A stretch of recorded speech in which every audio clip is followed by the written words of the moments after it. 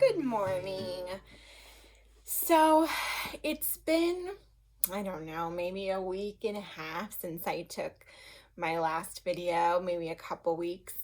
And I just wanted to give an update on how the waiting process has been.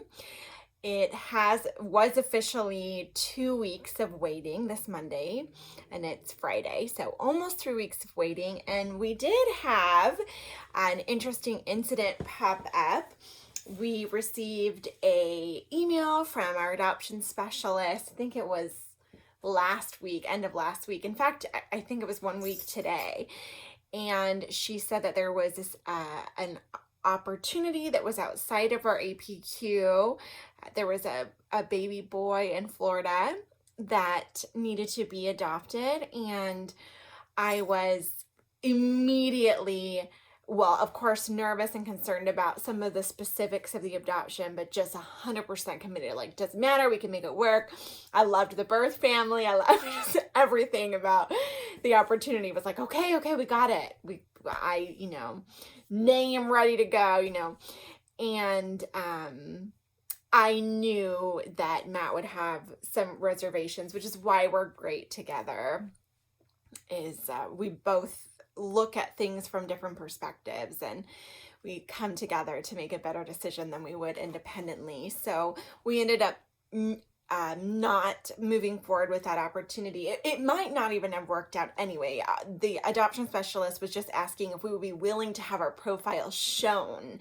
So even if we had said, yes, please show our profile, there was still a possibility that the adoptive mom or the birth mom said that, she didn't choose us, but we decided not even to have our profile shown.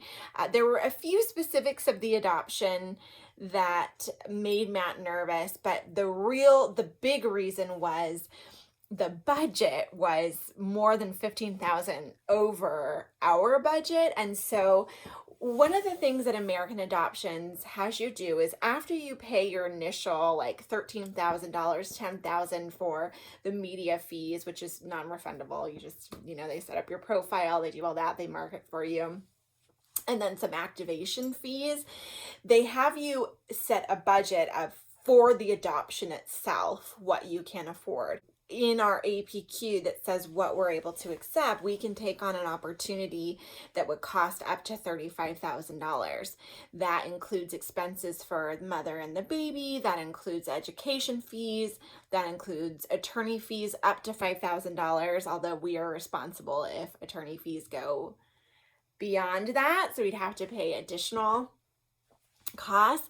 And then, of course, travel to and from the birth mother's state, should we need to go out of state, which most families do, and the 2 to 4 weeks of hotel costs while we're there, that's all separate, not included. So $35,000 just for the adoption, but we want to make sure that we have a little bit left over for all those things, and then actually taking care of the baby when we get him or her back. So anyway, this was a $46,000 adoption before, and the opportunity was in Florida. So, maximum transportation costs, and it was no time to save. It's it. You need to come in the next few days if you're chosen. So Matt very wisely, put on the brakes. And in the meantime, I've cleaned out the closet in the baby's room so that there is room for things that the baby needs.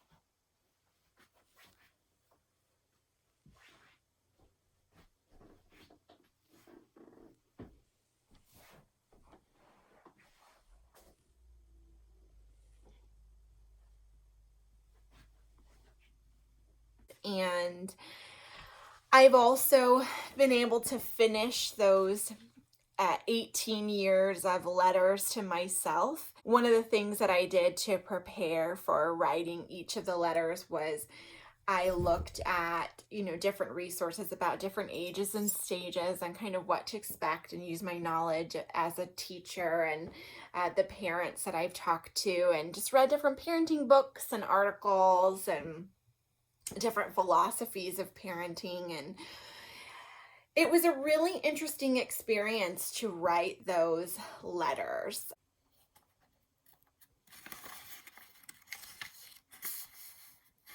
I have found so much value in that process. One of the things that I loved about writing the letters is it kind of caused me to remember that I am raising a child with a goal of seeing them be an independent, successful adult. And to think about things that will come up for our child as a teenager and as a preteen, and the different sort of things they're going to encounter. So parenting from the beginning with those things in mind, not in an obsessive, crazy way, but just being mindful of the life experiences that our child is going to encounter later, and working hard in the beginning of their life to build a foundation to help them navigate those unique situations and experiences the best we can. It was also really interesting to notice my emotional reactions thinking about those things. So as I thought about everything from diapering and feeding to peer pressure and friendships early on, and starting school and potential academic struggles, to driving and dating and makeup and sex and having those conversations, and the awkwardness that our child's going to experience in the teen years, and just all of those different things, thinking about how will you prepare for that as best you can all along as you get to know who this human being is that you're going to have the privilege of raising. So it was also interesting to notice how my feelings fluctuated, and not only did I was worried about certain things, but the way I talk to myself, make sure to balance being controlling and letting things happen, and trusting that you are not your child's only teacher. Life is its own teacher, and stepping back intentionally and letting certain things happen, and letting your child have those other teachers. And then at other times, not being afraid to step in and set a really firm boundary, and to tolerate your child's displeasure. And it's impossible not to take it personally, but to attend to those, like, oh, that hurts, but I'm doing what's good for them in the long run. Whether it's my infant crying because he or she needs to self-soothe, or whether it's my teenager upset that, they're not allowed to have somebody they're attracted to in their bedroom behind a closed door. Setting those boundaries. And so, and also just remembering the things that I care about and don't care about. And when I say I, it's a we. And that was another thing constantly remembering is, how will this be for Matt, and how will I be checking in and attending to our relationship? And what about my own identity? It's very common for mothers to really focus on their identity as a mom in isolation, and that's something that I constantly reminded myself in the letters is, take care of yourself, attend to the other aspects of your life. You matter too, and attending to those things isn't just important to you, it's important for the whole family. I was also thinking about my parents. I got to 15, like that's when my mom died. I started to think about, I'm glad I have these letters in case something happens to me. What a beautiful gift. And then trying to, Alex, just because you had that thought doesn't mean that's going to be what happens to you. So there's just a lot of feelings to be had. And I was grateful that I gave myself the opportunity in the forms of these letters to process some of that, and to be mindful about all of these different kinds of feelings that are going to come up. So that was a really meaningful experience. And so those letters are all done and ready to go.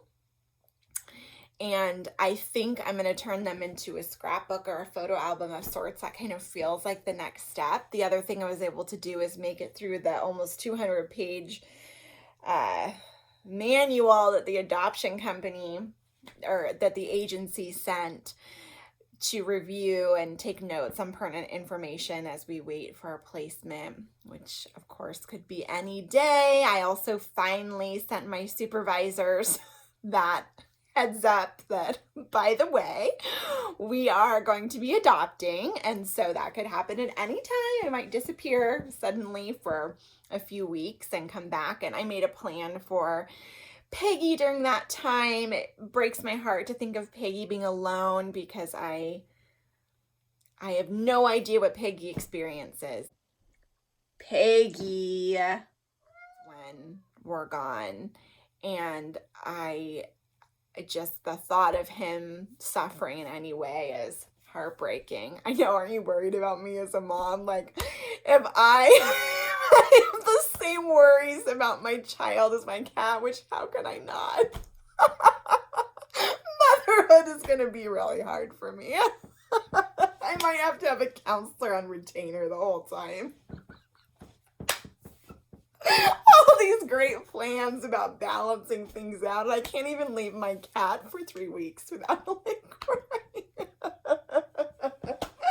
Anyway, oh, Alex. Oh. Anyway, so I have this plan, like, it's okay, we'll video chat with Peggy, Aunt Erica will be here. I think the hardest part, just to diverge for a second, the hardest part about being a fur baby parent is you just don't know how the species is experiencing the world. And I know there's all these theories like about, oh, you know, they're not actually thinking. We don't know. We can't possibly know species to species. I've seen, you know, the ideas and the scientific studies done by vets, etc. And that's great. But our knowledge about other species is constantly evolving, and we're finding that they feel and think things we didn't realize. And I just can't stand the thought that my little love bug, who is such an important part of our family, would suffer and not know, did they abandon me? Are they ever coming back? And I doubt he has thoughts like that, but it's difficult. And I think I tend to obsess. So that's something that I'm working on.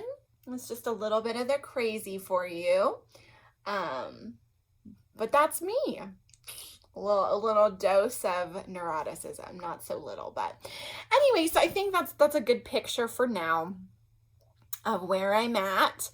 We are just waiting and trying to find meaning and joy in the wait.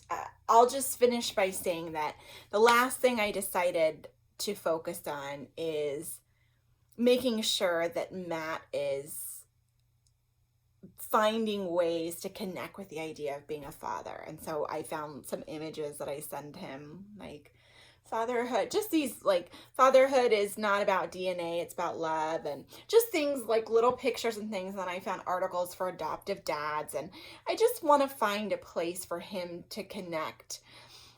It's hard, I think, to be a father in this day and age. We're getting better at thinking about the experiences of fathers, but in general, they're pretty neglected. And so anyway, I just want to do what I can to help Matt be a part of this whole process, because he deserves that. So anyway, that's the newest piece, and hopefully today's the day. But I know that I trust, because I have to, because I choose to believe in magic, that when it is exactly the right moment, we will be ready for it.